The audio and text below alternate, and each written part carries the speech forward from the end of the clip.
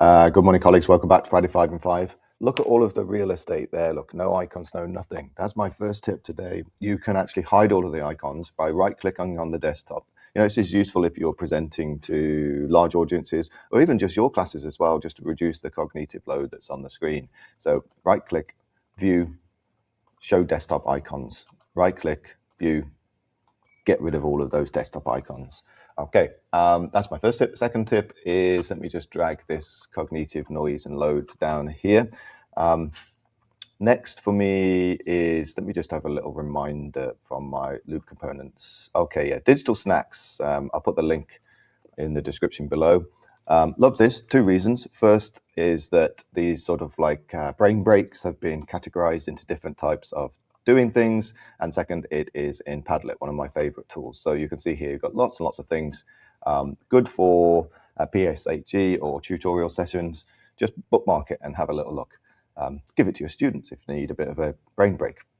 Third for me is, often I find it quite difficult to find out which books I have on loan from the library. It's always nice to go in person and ask, but now we've created sort of like a deep link for you to be able to go and do that. So you go learning, partner library. There's still quite a few steps with logging in, but that tends to be because of Follett. But now we've got this big button here, My Borrowed Items. Students have this as well. They can click on it, and that's on their library, students library dashboard. So you click on it, and it says here, so I go to continue. This is the standard page that you get to when you want to go and have a look for books, but don't click these things because you have already signed in to Firefly and there's a handshake between those things. So choose the account that you want. And then there's some magic that goes on behind the scenes in terms of handshakes between Firefly and the different systems. And in a moment, he says, there we go. There are the books that I've got out on loan. All right, I just want to spend now quite a bit of time talking about Microsoft, the Google to Microsoft change. And I've been trying to sort of get a metaphor to make it easier to understand as to where we should put content and how we should be sharing links.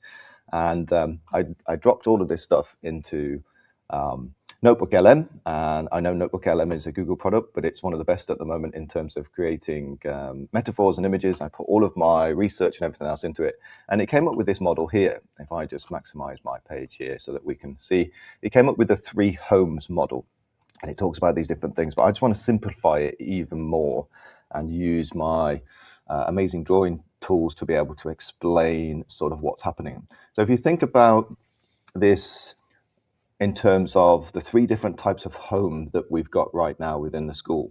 So the first thing we've got this sort of like faculty teams or these super teams. So there's a primary super team and a secondary super team.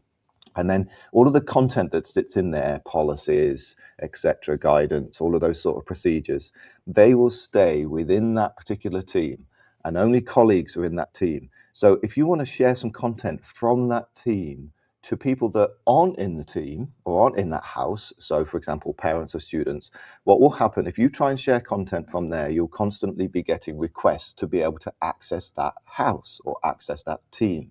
So if you want to share content with people that are not in that house or not in that team, you need to move the content to a different place. So for example, if I created some content inside here and I wanted to share that PowerPoint with students, what I would do, I would move it to the class team. And because they're a member of that class team, then they would be able to have access to it.